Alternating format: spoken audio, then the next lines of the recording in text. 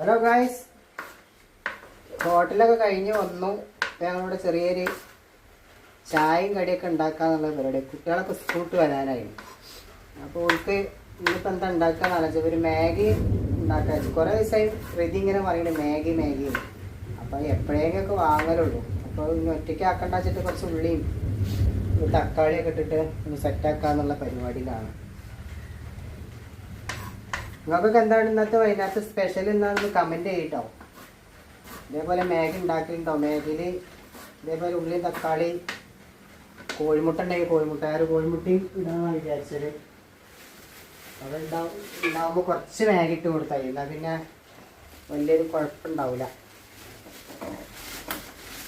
അപ്പോൾ ഉള്ളിയും തക്കാളിയൊക്കെ ഇങ്ങനെ ഏകദേശം വാടിയതിന് ശേഷം അതിലേക്ക് 2 മുട്ട പൊട്ടിച്ച് ഇട്ട് കൊടുക്കുക.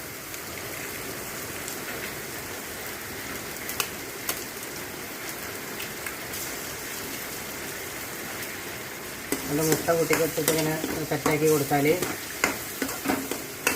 അവർക്ക് അവരെ പേരിന് മാഗി എന്നാവും ചെയ്യും. എന്നാൽ വലിയൊരു കുഴപ്പമില്ലാത്ത രൂപത്തിൽ ഒക്കെ മാഗിയൊക്കെ കഴിക്കാൻ പറ്റില്ലല്ലോ. ആ സമയത്ത് പിന്നെ മാഗി ചോദിക്കുമ്പോൾ കുട്ടികൾ ചോദിക്കുമ്പോൾ നമ്മൾ കൊടുക്കാൻ വെക്കാനും വയ്യ. പിന്നെ മാഗീൻ്റെ കൂട്ടത്തിലുള്ള മസാല ഉണ്ടായിരുന്നല്ലോ, അതൊക്കെ ഒഴിവാക്കിയിട്ടുണ്ട്. നമ്മൾ ഉള്ളി വാട്ടുന്ന പോലെ മുളക് പൊടി, മഞ്ഞൾപ്പൊടി അതൊക്കെയാണ് ഞാൻ അതിലിട്ടത്. ഉപയോഗിക്കേണ്ടതൊക്കെ ഉപയോഗിക്കാം, ഞാനത് ഒഴിവാക്കിയിട്ടുണ്ട്. അപ്പോൾ എല്ലാവരും ഇങ്ങനെ ഒന്ന് ട്രൈ ചെയ്ത് നോക്കൊണ്ടു. അങ്ങനെ കുട്ടികൾക്ക് മാഗിനൊരു പേരാവുകയും ചെയ്യും, വലിയൊരു കേടുണ്ടാവില്ല.